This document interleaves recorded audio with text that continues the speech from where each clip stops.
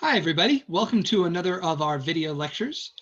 So this time I want to talk about the art of the 18th century, aka the 1700s. So this was an interesting time period in art because we were moving between a lot of different movements. So we're actually going to talk about a lot of different art styles today. And I'll be curious to know which ones you guys connect with the most or feel like is the most compelling to you. We're moving from old styles into new styles. So we'll talk about the old style, which we kind of alluded to a little bit when we talked about art of the Enlightenment. In the arts, we have what's known as the Baroque period. And the Baroque period shows a certain style of art. And that's basically the art of the 1600s and the 1700s. And then after that, the 1600s into the very start of the 1700s. And then after that, we have the art of the 1700s, which takes on a few different new styles after that. Um, so basically, that's our goal today, is to look at and to define these different styles of art. Um, so, um, the Baroque is kind of what we've been looking at previously, but now we're going to nail down some of its defining characteristics, and then we'll move on into three more sort of artistic movements or artistic styles that we see emerging after that, more in the 1700s than the 1600s, aka the 18th century. So this series will focus more on art that will develop into the world, but we'll see that there are things we can allude to as we go. So we'll talk about the Baroque, the Rococo, the Neoclassical, some elements of realism, and of course, classical music. Okay, so without further ado, let's get started.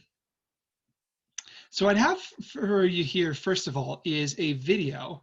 And this video will give us a sense of what the Baroque is and what we're even talking about when we say the Baroque, because this is sort of the art style that Enlightenment thinkers were most familiar with.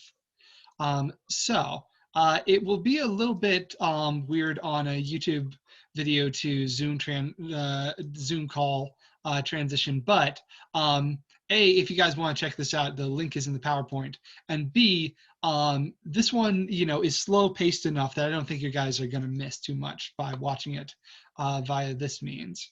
So let's go ahead and take a look at what these guys have to say about Baroque art. I think we'll find it kind of illuminating. Once it loads, of course.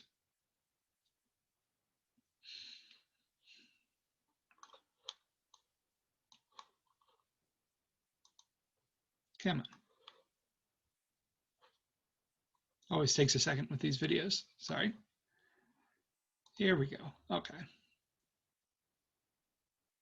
This is how to recognize Baroque art. And if you notice that goofy face, that's a big part of it.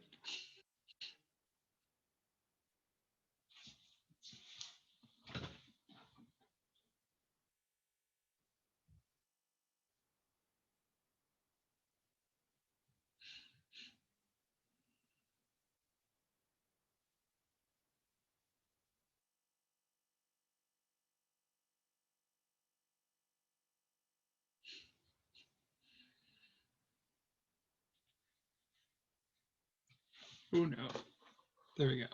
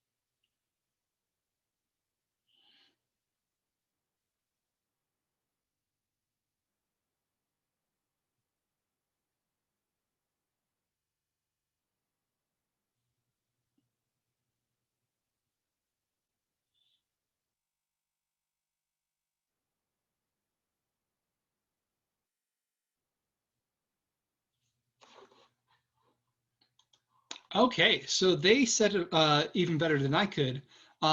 There's a lot to recognize as the characteristics of the Baroque in there. I think of it as sort of the Baroque twistiness, this sort of instability and love of diagonals that you see, and also the love of really sharp contrast between light and dark. This sort of and the sense of movement, the sense of things being near you. We see that in the statue as well. Just that uh, everything is twisting around so much that you have the sense of the being physically very, very present and very, very real, and being this sort of suspended moment of time. That's something we see a lot in Baroque art. And if you look at the paintings that are Baroque, like the one of St. Peter here, you can get a sense of the Baroque style in painting. A lot of stuff that people think of as, oh, that looks like a Renaissance painting. Sometimes you see photographs that look like that. Actually, a lot of them might look more like Baroque art if we want to get down to technical things, because that's the style where you have sort of hands moving around and posing and sort of filling up the space in interesting, dynamic ways. Baroque is all very dynamic, often very weighty, very serious, a high emotionality. As we saw with his kind of screwed up face, we kind of read his emotions and they're almost even exaggerated. They're just intense. The Baroque isn't going to get away with being calm. And they compare it a lot to the Renaissance. So I guess you guys get a little taste of the Renaissance there too, which is much more calm. Both of them use a kind of realistic art style, but the Baroque is more realistic in the sense that it captures more human details. Like they say, the Renaissance tries to make everybody look like a sort of mythological figure or a divine figure. The Baroque artist tries to make them look like a person. This is what an old man, you know, even though he's St. Peter, he's an old man. He has lines on his forehead. The other styles, earlier styles of art wouldn't go into that. So that's the Baroque right there. I find it interesting that they identify this other style that you see more in the north, which are the Protestant parts of Europe. They also identified this style as Baroque as well, and I think that's fair in that it has that same interest in, you know, capturing a moment in time and sort of connecting with the viewer, and even a sense of motion and sort of a little bit of twistiness, as opposed to like what they used to do before that was just kind of put a really cool looking, admittedly realistic in a lot of sort of, you know, drawn to life type of ways image. They'd put these characters in a background and it would kind of be a fantasy background. But here we're moving into real life. We see that both with the St. Peter and with the more northern style. But it's interesting that the book doesn't call this northern style Baroque so much. It refers to it by a different term, genre painting. A genre painting, that's Genre, genre. Genre painting sort of means like a specific type of subject matter, like a genre of science fiction, you know. Um, but in this specific subject matter, what they usually mean is paintings that capture these intimate moments. And I do think the style of this sort of intimate moment type of painting is somewhat different from this sort of intense, twisty style of painting, even though they've got some characteristics in common. I think you could go either way. You could see them as part of the same Baroque movement as these guys do here, or you could be like the book and say that these represent a different movement going on at the same time. Movement towards connecting people to intimate, everyday life scenes. And there's a sort of a contrast in grandeur. There's St. Peter versus an ordinary woman in her ordinary home. Even though St. Peter is sort of larger than life in that he's an important religious figure, um, you know, even though he's realistic, he has that going for him, the quality of being larger than life. Here, we're close to life, we're intimate with life. But I think what these have in common is, you know, trying to capture these details, especially through the use of light, that really bring out the human side of people, whether that's a religious figure or an ordinary figure at home. And the landscapes, we again see a movement from fantasy landscapes to sort of real world landscapes. Now, you know, it's important to remember that this is still art. These are still stylized in a lot of ways. The artist captured a moment in his hometown that had these perfect clouds and these perfect patterns of light and dark. That moment may have never existed, but he makes us feel like it did, instead of trying to present something that's out in some sort of fantasy, you know, idealized landscape. So yeah, even though older styles of art have this idealism, Baroque kind of focuses more on these details that bring it down to earth, even when it's like hyper intense and hyper twisty. Does that kind of make sense? That'll help us recognize two categories then, Baroque and genre painting being the more intimate stuff. Okay, so since this is a long video, we've been on this slide for a while, so why don't I switch to my next video lecture here. In that one, we will talk about the Rococo, which is where we leave the Baroque behind and move into a new artistic movement. All right, see you then.